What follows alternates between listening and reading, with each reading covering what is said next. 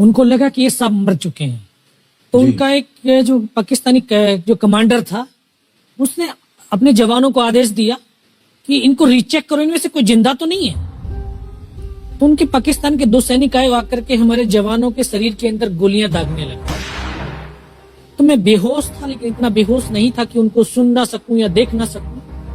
तो जो मेरे सामने वाले साथी को जो सीने में आकर 4-4, 5-5 जो राउंड के ब्रस्ट मारे, डेड बॉडी ऐसे उछलती थी ऊपर की तरफ, सामने वाले को मारा, बगल वाले को मारा, मैं भी इस तरह से ऐसे पड़ा हुआ था। उसने फर्स्ट में यहाँ पर ब्रस्ट मारा, फिर मेरे पैर में 2 जगह पे मारा। उसको मैं देख रहा हूँ कि धुआं निकल रहा है, लेकिन उस गोली की पीड़ा को चुपचाप पड़ा सहता रहा और उनको यकीन हो गया कि इनमें से कोई जिंदा नहीं। फिर बहुत गालियां दी, बूट की ठोकरें मारी। फिर काफी देर के बाद में उनका जो कमांडर था उसने बोला कि इनके वेपन उठा लो, और नीचे जो हिंदुस्तान का पोस्ट है उसके ऊपर दूसरे जो उनके साथी थे उनको सूचना दिया, उसके ऊपर कब्जा हमला कर दो। फिर ये आवाज भी सुनी तो मुझे लगा कि यार आज तो मेरी पूरी टीम खत्म हो जाएगी। तब ऊपर वाले से एक ही प्रार्थना करी कि मुझे इतने जिंदा रख दे कि मैं अपने साथियों तक सूचना दे सकूं और उनको बचा सकूं। और ये सत्य है कि अगर निस्वार्थ भाव और सच्ची श्रद्धा से उस परम पिता परमेश्वर को याद करते हैं तो शक्ति जरूर साथ देती है। दोबारा से उसके साथी आए, पाकिस्तान के सैनिक आए और हमारे जवानों के शरीर के अंदर गोलियां दागने लगे। उन्होंने फिर उसी रोटेशन से गोली मारी, फिर भी मेरी बाजू में, पैर में गोली मारी। और तब तक एक विश्वास भी मैंने पैदा कर लिया था कि अगर इसने सर और सीने में गोली नहीं मारी, चाहे मेरा हाथ पैर दोनों ही काट करके ले जाए, मैं उफ तक नहीं करूंगा और मैं जिंदा रहूंगा। मैं उस विश्वास की बदौलत आज आपके सम्मुख भी बैठा हूं। उसने आकर के दोबारा से गोली मारी, पर जब 1 कदम आगे गया तो उसने राइफल मेरी सीने की तरफ तानी। तब मुझे लगा यार अब नहीं बचूंगा। लेकिन कहते हैं कि जाको राखे साइयां मार सके ना कोई।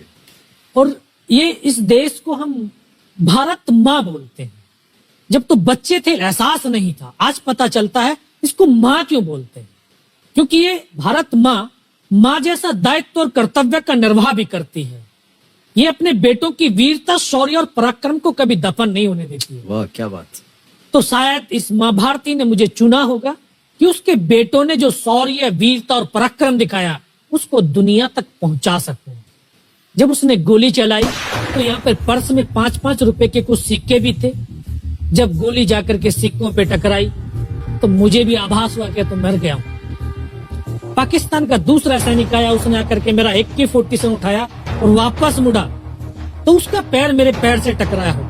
तब मुझे लगा कि यार मैं तो जिंदा हूं। तब मेरे पास एक हैंड ग्रेनेड था, मैंने उसको पिन निकालिया, उसको ऊपर ऐसे फेंका तो कोट के अंदर हुड लगे हुए, हुड के अंदर वो गिरा जी। मुझे तुरंत पीछे की तरफ मुड़ के देखा, पीछे तो कोई मूवमेंट था नहीं।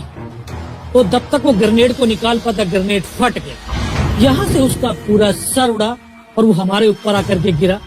जो पाकिस्तान के दूसरे सैनिक थे उनमें खलबली मची कि इनमें से कोई जिंदा है, कुछ बोले जिंदा नहीं, नीचे से रिइंफोर्समेंट आ गई है। तो उनमें खलबली मची। मेरा पास वही एक मौका था, मैंने दोनों हाथों से उसकी राइफल को उठाने की कोशिश करी, ये हाथ हिला नहीं। एक हाथ से राइफल उठाई, वहां से ब्रस्ट फायरिंग की है, 4-5 पाकिस्तानी सैनिकों को मौत की नींद सुला दी। फिर बाएं हाथ से पलटा खाया, दूसरे पत्थर से 3-4 जगह से फायरिंग किया। वो जो उनका मोमेंटम था, जो हौसले थे, परस्त हो चुके थे, वो भाग खड़े। 2-3 मीटर गया, जाके देखता हूँ सामने उनके लंगर चल रहे हैं, उनका लिविंग टेंट बना हुआ, उनके जो हैवी वेपन का डिप्लॉयमेंट था वो सब कुछ वहां पे लगा हुआ। उस समय जहन के अंदर एक ही पागलपन था, अपने साथियों को बचाना। फिर मैं वापस धीरे धीरे रेंगता हुआ अपने साथियों तक आया।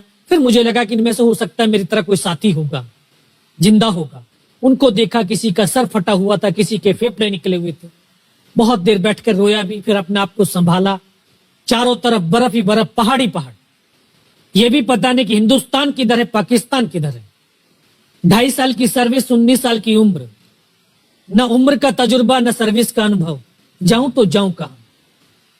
तभी एक ऐसी शक्ति थी जो साथ दे रही थी।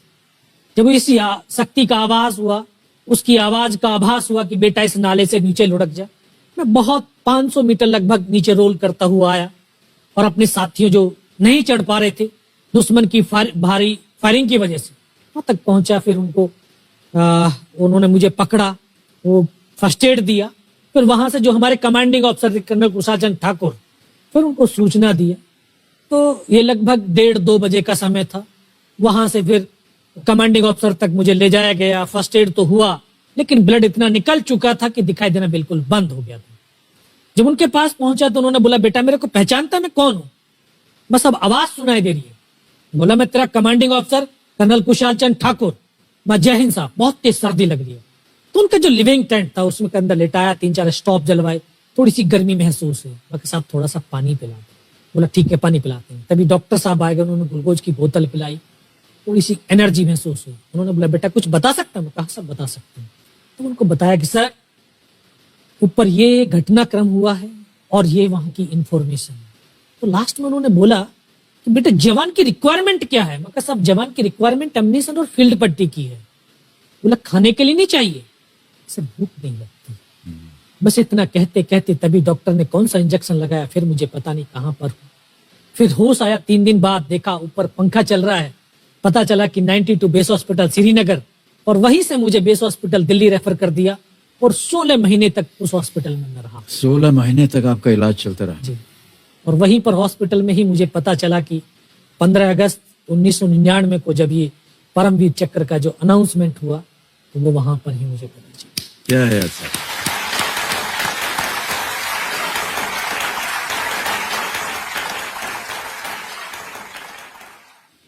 सर हमको यकीन नहीं होता कि कोई भी इंसान जब ऐसी परिस्थितियों से गुजरता है तो उसका बयान कैसे कर सकता है, लेकिन ये आपने अपनी बहादुरी का एक परचम जो है वो फैला दिया है। 15-15 गोलियां आपने खाई हुई अपने शरीर में और सोच रहे हैं आप केवल देश के बारे में, सर देशभक्ति के बारे में। सैनिक के लिए सैनिक इंपॉर्टेंट नहीं है, उसका राष्ट्र इंपॉर्टेंट है। वो रहे ना रहे लेकिन उसका राष्ट्र रहना चाहिए। क्या बात है, वाह वाह। न केवल आपने इतना बड़ा योगदान दिया बल्कि आपके जैसे कह रहे थे कि आपके बहुत से अच्छे मित्र जो थे, जो आपके साथ टीम में थे, वो भी शहीद हो गए।